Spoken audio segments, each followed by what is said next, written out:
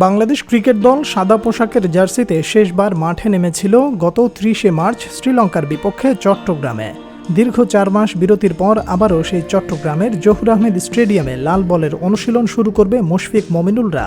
লক্ষ্য পাকিস্তান সফর, যেখানে রয়েছে 2টি টেস্ট ম্যাচ। তাই এই সফরের আগে ভালোভাবে তৈরি হতে চান ক্রিকেটাররা। টেস্ট সিরিজ সামনে রেখে চট্টগ্রামে কন্ডিশনিং ক্যাম্প শুরু হবে 20 জুলাই, চলবে 29 জুলাই পর্যন্ত। এর মাঝে প্রস্তুতি ম্যাচও খেলবে শান্তরা।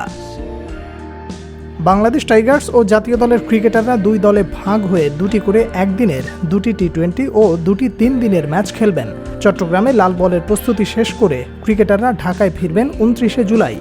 6 অগাস্ট এ দলের পাকিস্তান যাওয়ার কথা রয়েছে। সফরে 2টি 4 দিনের ও 3টি 1 দিনের ম্যাচ খেলবে বাংলাদেশ এ দল।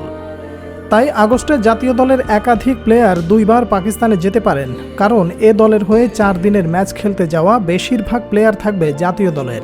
সুযোগ রয়েছে মুশফিকুর রহিম ও মমিনুল হকেরও। তারা চাইলে এ দলের হয়ে পাকিস্তান সফর করতে পারবে। অবশ্যই এই সিদ্ধান্ত তাদের দুজনের উপরে ছেড়ে দিয়েছে সংশ্লিষ্টরা। এই 2 জন সিনিয়র ক্যাম্পেইনার সহ টেস্ট দলের নিয়মিত ক্রিকেটাররা এরই মধ্যে বাংলাদেশ টাইগার্সের ক্যাম্পে ছিলেন। বিরতি দিয়ে ক্যাম্প শুরু হলে আবারও তারা যোগ দেবেন।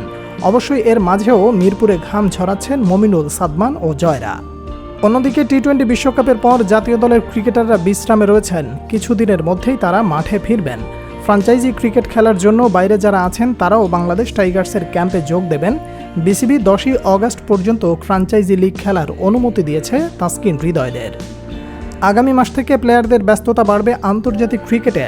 পাকিস্তানে অগস্টের শেষ সপ্তাহে 2টি টেস্ট খেলবে বাংলাদেশ জাতীয় দল, যা আইসিসি টেস্ট চ্যাম্পিয়নশিপের অংশ। এরপর ভারতের মাটিতে 2টি টেস্ট, ওয়েস্ট ইন্ডিজে 2 টেস্টও রয়েছে বাংলাদেশের। মাঝে দক্ষিণ আফ্রিকাকে আতিথেয়তা দেবে বাংলাদেশ। অগাস্ট থেকে নভেম্বর পর্যন্ত বাংলাদেশ টেস্ট চ্যাম্পিয়নশিপের 8টি টেস্ট খেলবে।